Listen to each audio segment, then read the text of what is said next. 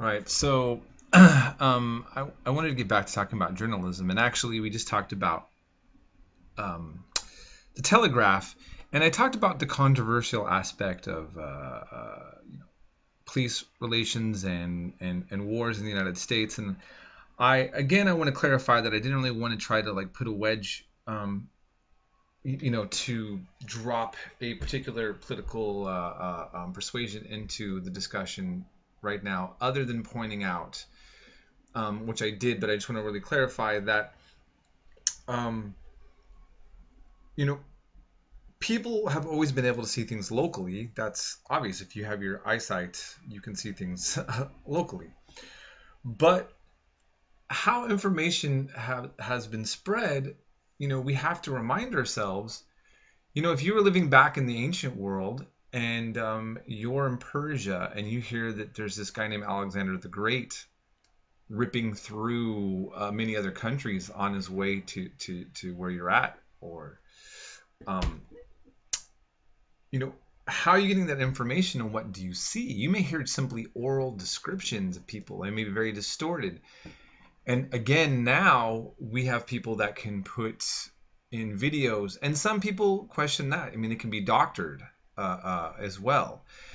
And so we have a case now where what's different is here we're seeing journalism. People have always questioned, do we have controlled journalism, the bias of journalism? Well, now you have not just journalism that can be questioned as to what its bias is, but we have individuals with technology able to spread information and make their own commentaries. And that can be good sometimes, and other times it can be very chaotic and very difficult. With the internet, we have access to so much information. How are you able to tell which is accurate or like worthy of being influenced by due to what its sources are, where they're coming from? So again, I just wanted to kind of draw in looking at where we're at now with all these things. But needless to say, um, you know, the Associated Press is an old, still important news source in the United States. And being able to telegraph stories to each other and quickly put them into the rotary press. And if you recall, you remember people were reading newspapers during the colonial times. But the difference is that they had to put them setting I forget the term for it. You put blocks of letters, very tedious process. Here it becomes a lot more quick, like all things with industrialization, mass production, which then gets me into talking more about the aspect of industrialization. So, of course, we discussed the explicit gender role expectations that men and women were put into certain spheres. Often women were to work from home, but for poor people, it's always been this way. You often have to have dual income earners, or you have single parents and they have to work. So in the cotton mills of New England, about 58% were women and 7% were children under 12. So the sweatshop world that we often kind of look upon with disdain and horror in other parts of the world now was what was happening here in America before there was the labor movement to end this. We'll talk more about that, but this is something I want you to remember. This is just something, and this now I am kind of pushing a certain political bias. For all the problem of unions that can happen and the corruptions of unions now that some people talk about, and some of the kind of maybe rights that workers have that can hurt business owners and seem to be unfair, we have to remember that everywhere in the world, all the way up to now, that when big business is not regulated, they don't seem to have a problem using children as labor, having, a kind of gender separation where here you have example of a man, looking over women and kind of forcing them to work long hours, sometimes locking the door so they can't leave until the work is done. And again, having children, that those things only stopped because laws made them stop, and that kind of regulation made many businesses leave to go to places that do not have those kind of regulations. Just want you to think about that, right? Okay, if we have a big company here that is not allowed to have children under 12 working 10-hour days in dangerous conditions, their response is to go to a country that does allow them to do that. Not a sense of moral awakening to say, oh gosh, that's a bad idea.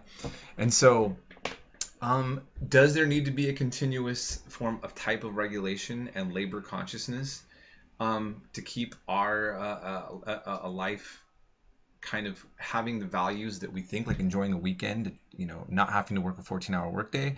Don't take it for granted is what I'm saying. That's all. That's my politics on that. Take it or leave it. All right. So women and other workers were under these bad conditions, but things were actually worse in England and the rest of Europe. And by the way, you're going to see this argument brought up by slave owners in the South. And you're going to read this directly, when we go over that, a Defending Slavery book, said, you complain about us having slaves, but look at the way that people live under industrialists, under the capitalists. I mean, they sounded kind of like Karl Marx, actually, like the socialists. They said, you don't even feed and give housing to these people that you just keep at the bare minimum existence. At least our slaves get housing and food. What do you think about that argument? Now, they may have a point there, but does that justify then having slaves? Or maybe they're really cracking open this idea that slavery can come in different kind of forms. Did they crack that open? That's an interesting topic. We will have more later. Okay, so workers fighting for their rights. Women of Lowell, led by Sarah Bagley, created the Female Labor Reform Association, calling for, only a 10-hour workday and improved conditions, right? Okay, and notice this again. American ladies will not be slaves. Vote for compensation. See, there was also that understanding of a slave-like condition that was happening to people white people working in factories, to the point where a 10-hour workday would be a relief. That's ridiculous, right? I want you to think about that. Okay, but that's what many people in the world suffer that don't have their rights, which were not brought by enlightened politicians. It was politicians voting in favor of reform as these people on the ground were struggling. Okay, that's something that Howard Zinn is trying to point out. That is something that a Marxist historian would point out, and it's a fact that I want to point out as well. Okay,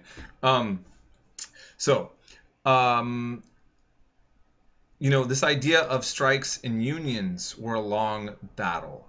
And again, it's fair to debate if unions have abused their power or if the strike is always fair or right. People want to work for somebody. So a person who owns a business has to be able to provide the jobs, right? Okay. And so this is the kind of contradiction. The fact of the matter is a business owner needs workers, and the workers need somebody who has a business to work for. And instead of both parties often being able to see the mutual need for each other, there is what Karl Marx called class conflict, where these are these social tensions because there are two people who need each other but need things that actually contradict the interests of the other side. Okay, so that's something kind of interesting to think about. So ultimately, this idea of rich versus poor, from the revolutionary era in the beginning, there was estimates that 45% of wealth was in the hands of about 10% of the population. So when we talked about the wealthy founding fathers, as a minority, yes, that's how it was at that time. By mid-19th century, it was worse. America in 1860 estimated 5% of families possess more than 50% of the wealth.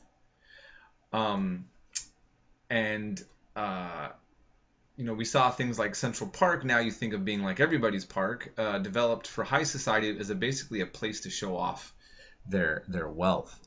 And now we have this whole issue about the Occupy movement and the 1%. You hear a lot about that.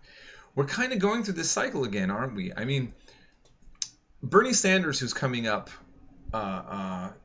ahead of, right behind Hillary Clinton. I mean, the Democratic Party appears to want to pick Hillary, but Bernie Sanders it's just got traction on the Democratic nomination side.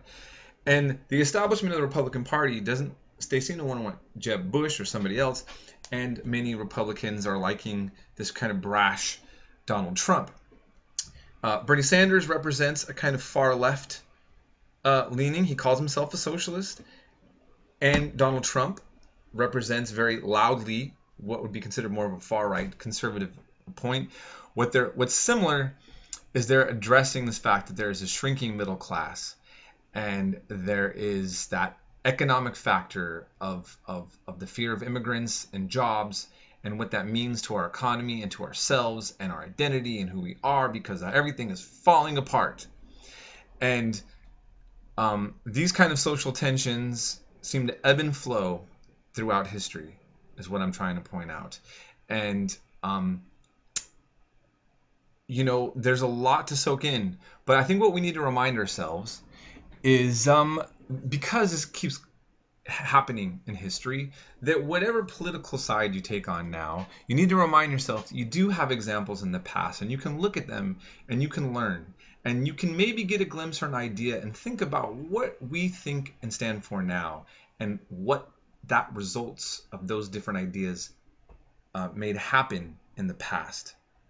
And maybe we could be more cautious about some of our own views, and more critical through self-analysis, because all sides of this debate have made some points that are worthy to be acknowledged. In any case, again, I'm going to end it right here. Social mobility, despite poor working conditions, living standards were still improving. Better clothes and better housing. There was geographic mobility.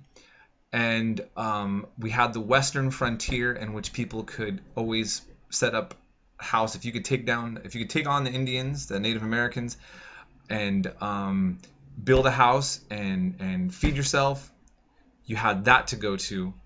Abraham Lincoln voiced, when he was a Whig at the time, said, "I take it that it is the best for all to leave each man free to acquire property as fast as he can. Some will get wealthy. I don't believe in a law to prevent a man from getting rich. It would do more harm than good. When one starts poor, as most do in the race of life, free society is such that he knows he can better his condition. He knows that there is no fixed condition of labor for his whole life." I think those sentiments ring true to a lot of people who really have seen in this country that if you can work hard, you can move up. And it used to be that you could move away, like to the west, to the other frontiers. Well, we've already grabbed all the land now. There isn't any western frontier to go to.